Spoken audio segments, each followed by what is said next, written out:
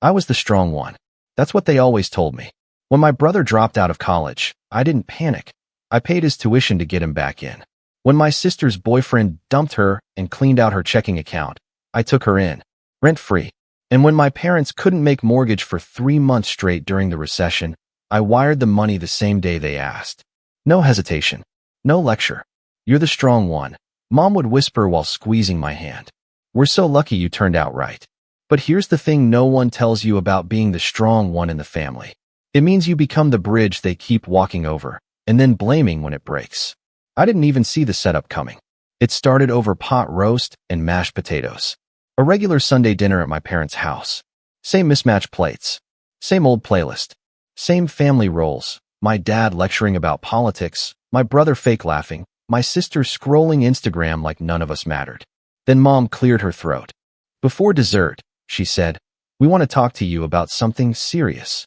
I thought it was going to be about Dad's blood pressure, or my sister maybe being pregnant again. But no, it was a spreadsheet, typed out, itemized, with my name already written in the header. My brother had racked up $18,000 in gambling debt. My sister needed a new car after totaling her last one while drunk. And my parents? They'd taken out a second mortgage, fallen behind, and owed the bank almost 50 grand. All of it totaled $86,000. And just like that, they slid the laptop toward me. "We don't expect you to pay it all at once," my dad said, tapping the table like it was a deal. "You can do it in pieces." My mouth went dry. I looked around the table like this was a joke, some late April Fool's prank. But they were serious. My sister wouldn't meet my eyes. My brother looked like he was already mentally spending my money. And my mom actually looked relieved. "You're the strong one, honey," she said again, placing her hand on mine. We wouldn't ask if we had any other choice. And for a second, I believed them. Because when your whole family leans in and says, "We need you," something in you responds. Something older than logic. Something buried deep in your spine from when you were a kid learning to be good so they wouldn't fall apart. So I nodded. I didn't say yes, but I didn't say no. And in families like mine, silence is just a slower way of saying, fine. That night, I went home and stared at the spreadsheet again. $86,000. I make good money. I do. But not that kind of money. Not solve everyone's failure money. I didn't sleep. The next day, I wired the first $7,000. Told myself it was just to buy time.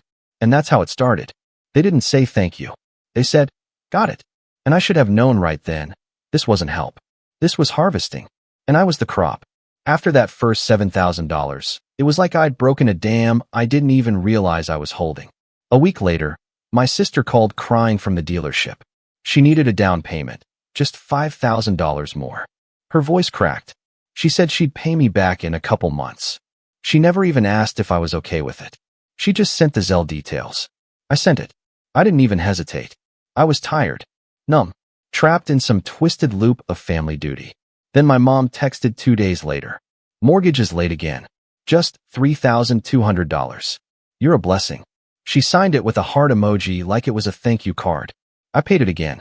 That month alone, $15,200 vanished from my account. Every time I tried to talk about it, actually talk, not just react, they'd shut me down. Don't make this about money, my mom said once.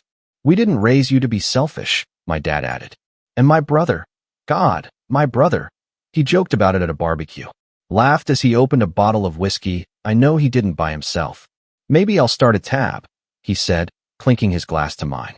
Big bro's got it all handled. I wanted to smash the bottle over his head, but I didn't. Instead, I started watching. Not reacting, just observing. I noticed the new shoes my sister wore every time we met. The ones that retail at $700. I saw my brother post Instagram stories from Vegas. He tagged the Aria Hotel. They weren't struggling. They were spending. Because to them, I wasn't their brother anymore. I was a bank. One night, I was scrolling my bank app in bed. Account balance, just under $12,000. Emergency fund, gone. Investments? I'd sold off 2 mutual funds to cover their last emergency. I had a spreadsheet of my own now. I'd paid out $51,300. I hadn't told a soul. Not my coworkers, not my ex, not even my best friend. I was too ashamed. And the worst part? They never stopped asking. Like it was a subscription. Hey, can you cover me until Friday? Could you help me close out this last credit card? Can you add a few hundred so we can finally breathe? Breathe. They wanted to breathe, and I was the one suffocating. I decided to test them. The next time my brother asked for cash to make rent, I asked him to show me a lease. He got mad, defensive, told me not to play accountant. Then my mom texted me separately, "Don't be cruel. He's your brother." I asked her what exactly the money was for. She left me on read, so I stopped responding. For 48 hours, I didn't reply to a single family message. And you'd think I'd committed treason. Missed calls, guilt-laced voicemails. Then finally, one group chat message from my dad. "If you're going to act like a stranger, maybe we should treat you like one." That's when I knew this wasn't about survival for them. It was about control. They'd built a version of me in their heads, the responsible one, the dependable one, the safe fallback. But the moment I asked for accountability, for honesty, for something back, they turned on me. I wasn't their golden child. I was their golden goose. And they were sharpening the knife. That night, I got a notification. "You've been removed from Family Blue Heart group chat."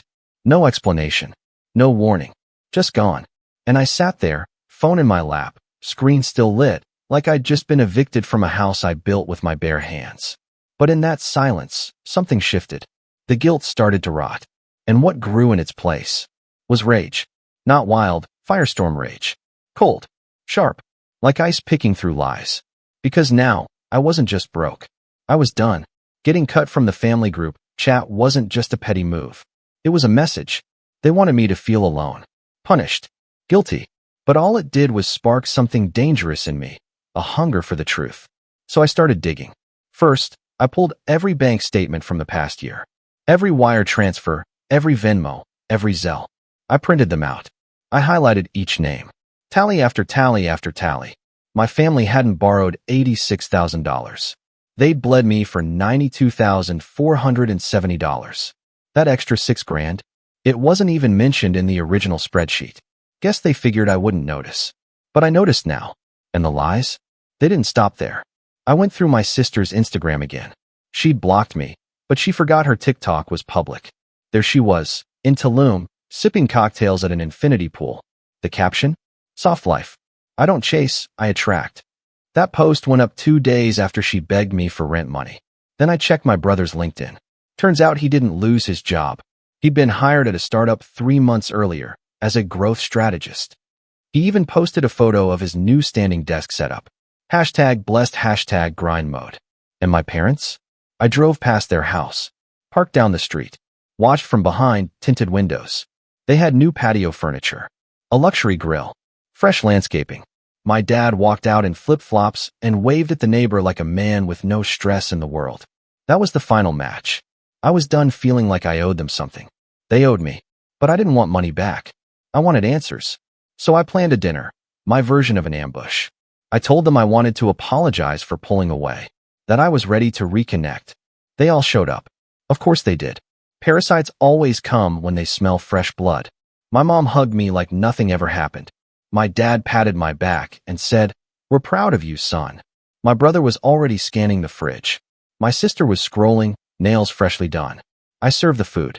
Nothing fancy, boxed lasagna, garlic bread, wine from the gas station. They didn't even notice. And once they were halfway through their plates, I dropped it. "I've got a presentation." They laughed, thought I was joking. Then I pulled out the folder, thick, highlighted, color-coded. Every dollar, every lie, every time-stamped photo, post, or receipt that proved they weren't in crisis. They were in vacation mode. I spoke calmly. No yelling, no guilt, just data. My sister's wine glass trembled. My brother swore under his breath. My dad tried to interrupt. I raised a finger and kept going. And my mom, her face didn't move at all, just stone cold. When I finished, there was a silence so deep you could feel it breathing. Then Mom said it. "After all we've done for you, this is how you treat your family?" I leaned back. "You didn't raise a son. You raised a paycheck." My dad stood up. "You think you're better than us now?" I smiled. "No, just smarter." And then I dropped the final blow. I canceled the automatic transfers, froze the shared account, changed all my passwords. My brother exploded. "You're screwing us." I looked him dead in the eye. "I know." Then I stood, gathered my folder, and left them at the table. Let them eat boxed lasagna and choke on their entitlement. I didn't even turn around.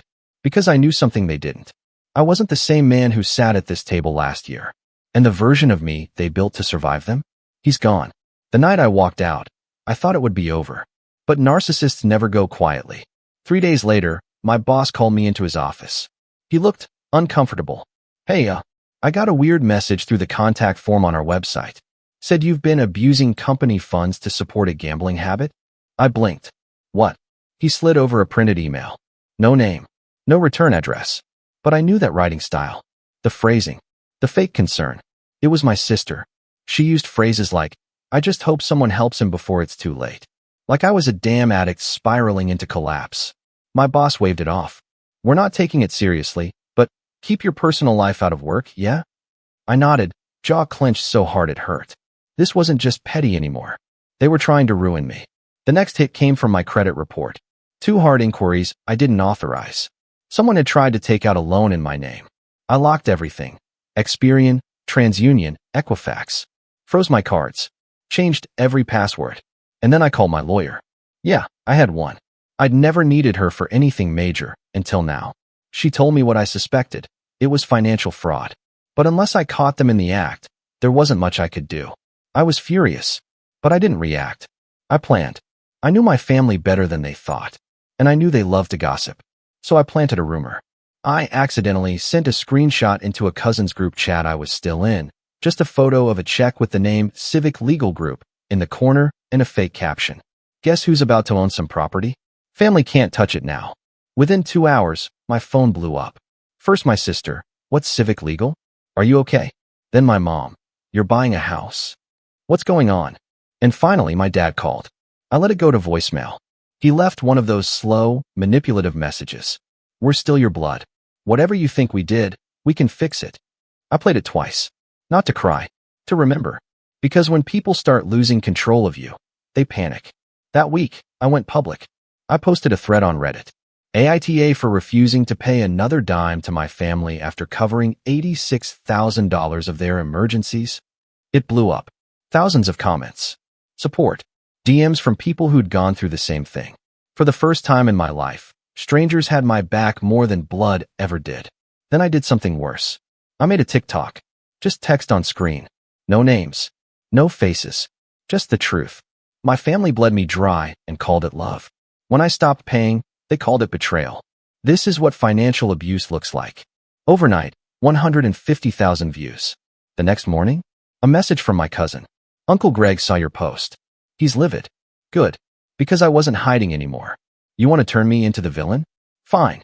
Let me show you what happens when the villain learns to enjoy the fire. After my TikTok hit 400,000 views, everything changed. I got messages from old classmates, coworkers, even a girl I hadn't spoken to since high school. Dude, was that about your parents? Everyone's talking. I didn't reply. Because I wasn't doing this for sympathy. I was doing it to dismantle the story they built around me. That I was this strong one. That strength meant silence. That silence meant obedience. That week, my sister went live on her Instagram. Tears. Trembling lip. The whole playbook. He used to be so generous. I don't know what happened. Money changed him. She looked right into the camera and said, he made us feel like beggars. And now he's humiliating us online. It was scripted. Fake vulnerability designed to turn the internet against me. But I'd already played my card. I dropped receipts. Screenshots of the money transfers. Photos of the messages where they guilt me. Even the text my brother sent. You'll pay for this. You owe us everything. The comments turned. People weren't buying the act anymore.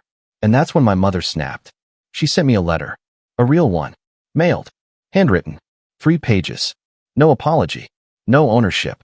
Just this line burned into my brain. You were raised for a purpose. And that purpose was to help this family survive. Like I was born into a transaction. Like I wasn't a son, just an investment. That's when the memory hit me, sharp and clear. I was 16. My dad brought home a bottle of whiskey and said, one day, you'll be the reason we're all okay. At the time, I thought it was pride. Now I realize. It was prophecy. They planned this. Not all at once, but over years. Every guilt trip, every skipped birthday, every time they called me responsible while handing me the bill. They were training me. But here's what they didn't train me for. Retaliation. I filed a full identity theft report. I submitted all documentation of unauthorized inquiries and credit pulls. My lawyer sent cease and desist letters to every immediate family member. Then I did the unthinkable. I reached out to Aunt Liza, the black sheep, the one who left the family years ago. They said she was selfish, that she'd abandoned us. But now I wondered if maybe she'd just seen through the illusion earlier than I had. She picked up on the second ring. "Been waiting for this call," she said. That's when she dropped the bomb. "That $86,000 debt you covered? It wasn't a debt. It was your father's failed business scam." My lungs froze. "What?" She sighed. "They told everyone it was medical stuff, family emergencies, education. But your dad? He was trying to flip houses with a con artist. It tanked. Bad. They panicked. Then you got promoted. That's when they saw they're out." It all made sense. The timing, the sudden pressure, the exact amount. They sacrificed the truth to protect his pride and used me to pay for the lie. I felt sick, betrayed in a new dimension. But I wasn't crushed. I was clear. Clarity is power. So I asked Aunt Liza if she'd be willing to talk publicly. She didn't hesitate. "You go first," she said. "I'll back you." And in that moment, I realized something profound. I wasn't alone anymore. And I wasn't their puppet. Not their backup plan. Not their bailout. Not anymore. I thought I'd seen the worst of it. But betrayal has layers. And my family wasn't done peeling. Once Aunt Liza and I connected, I shared my plan. Go public, with proof, with backup, with her voice beside mine. She agreed. So we filmed a video. Nothing dramatic, just two people telling the truth. Calm, collected, devastating. It dropped on a Thursday night. By Friday morning, 1.2 million views. People weren't just watching, they were furious. They groomed you financially. This is textbook manipulation. Sue them into the ground. I didn't even feel vindicated. I just felt seen. Then came the backlash. From them. My brother's girlfriend DM'd me. "You just embarrassed an entire bloodline for clout." My cousin left a voice memo. "Hope you're proud." Grandma cried. Dad punched a wall. And my mother? She went nuclear. She showed up. At my job. I was in a meeting when the receptionist buzzed. There's a woman in the lobby. She says she's your mom. She won't leave." I stepped out. She was pacing, clutching a purse like it held secrets. Her eyes locked on mine. "I need to talk to you." I said, "This isn't the place." She hissed. "Then stop acting like a child and come outside." I didn't move. "You ruined everything," she whispered. "Your father's memory, our reputation, the family." I stared at her. "You ruined it when you sold me out for a lie." Her face changed. The mother mask dropped. And I saw her. For real. A woman who didn't want a son, just a savior. I turned and walked away. She screamed after me. "You'll regret this. You'll be alone forever." She didn't know I'd already survived that. That weekend, I hit a low. Not from guilt. From grief. Not just grieving them, but the version of me that spent years trying to be enough for people who never saw me. I went offline for 2 days. And when I came back, everything had escalated. Someone had leaked my personal email. I was getting messages from fake law firms. Threats. Legal action pending. Some were anonymous. Some were blatantly my cousin trying to scare me. It was petty warfare, but it worked. I couldn't sleep. Then Aunt Liza texted. "You need to see this." She sent a clip. It was from a live stream, one of my sister's friends. And in it, clear as day, my brother was laughing, saying, "Honestly, if he hadn't gone public, we could have got another 20K out of him easy. He's like a golden goose with guilt issues." That broke something in me. Because they didn't just use me. They enjoyed it. It was never love. Never care. Never family. It was always the hustle. That night, I did something bold. I filed for a restraining order against my mother and brother. And I opened a public GoFundMe, not for donations. I didn't want a cent. I titled it, "The Cost of Being the Strong One." The description? They said I was the strong one.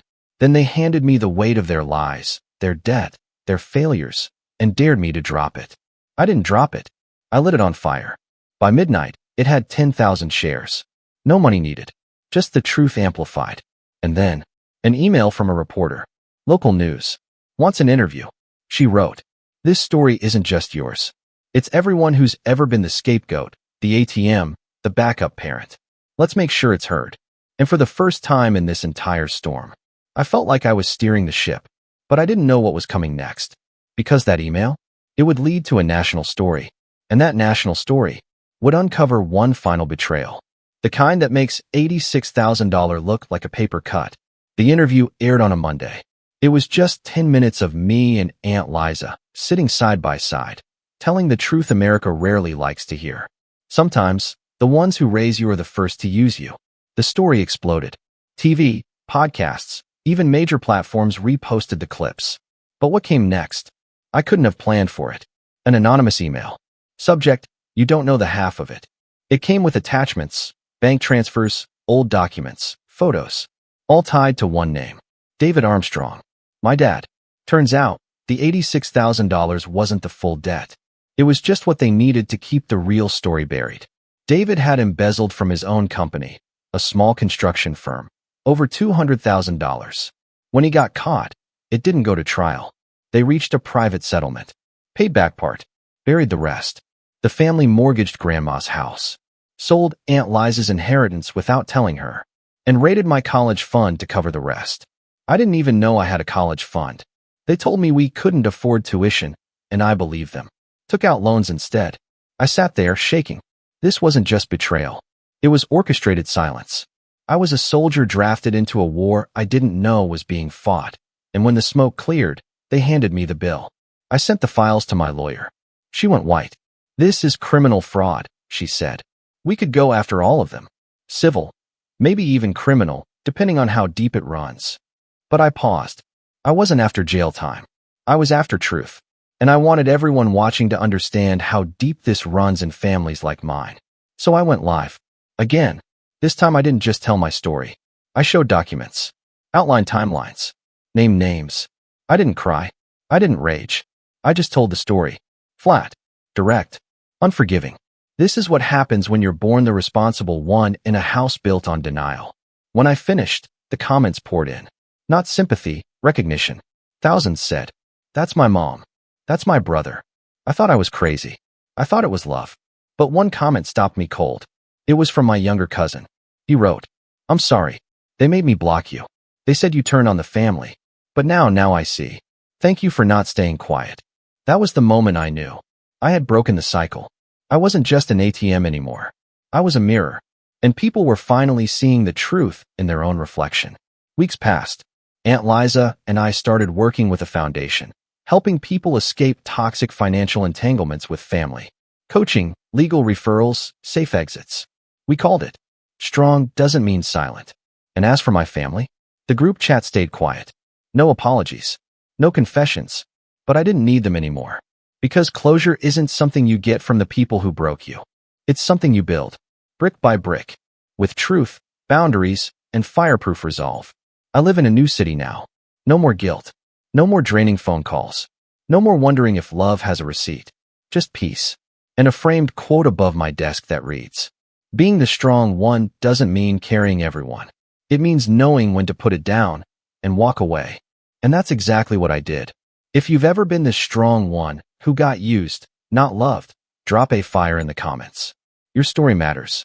Stay sharp, stay standing.